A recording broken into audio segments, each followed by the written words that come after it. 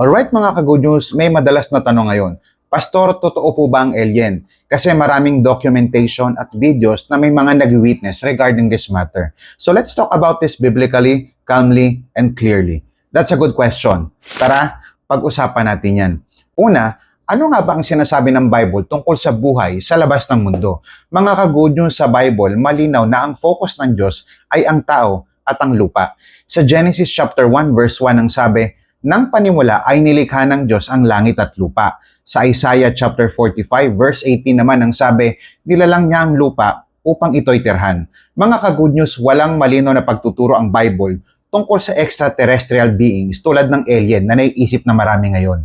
Pangalawa, paano ipapaliwanag ang mga nakikitang phenomena? Ka-good news, hindi lahat ng hindi maipaliwanag ay agad na alien. Sa Ephesians chapter 6 verse 12 ang sabi, ang ating pakikipaglaban ay hindi laban sa laman at dugo. Kaya may mga ilang posibleng paliwanag. Una, natural o scientific phenomena, either military technology or optical illusion. Pangalawa, psychological o fabricated evidence. Pangatlo, posibleng spiritual deception sa ilang mga kaso. Tandaan sa 2 Corinthians chapter 11 verse 14 ang sabi, si Satanas man ay nagpapakunwaring anghel ng kalinawagan. Mga ka-good news, may mga bagay talaga na hindi pa din natin lubos na maunawaan.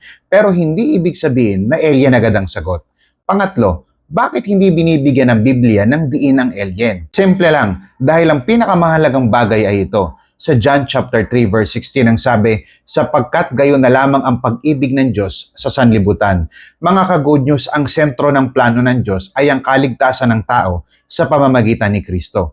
Sa Hebrews chapter 2 verse 16 ang sabi, sapagkat hindi ang mga anghel ang tinutulungan niya. Ibig sabihin, ang redemptive focus ni Kristo ay sa tao. So mga ka-good news, walang malinaw na biblical teaching tungkol sa alien. May mga bagay na hindi pa din natin lubos na maunawaan. Pero ito ang malinaw, si Kristo at ang kaligtasan ang sentro ng plano ng Diyos. Sa Colossians chapter 1 verse 16 ang sabi, ang lahat ng mga bagay ay nilalang sa pamamagitan niya at para sa Kanya. Kaya huwag matakot sa mga haka-haka sa mundo.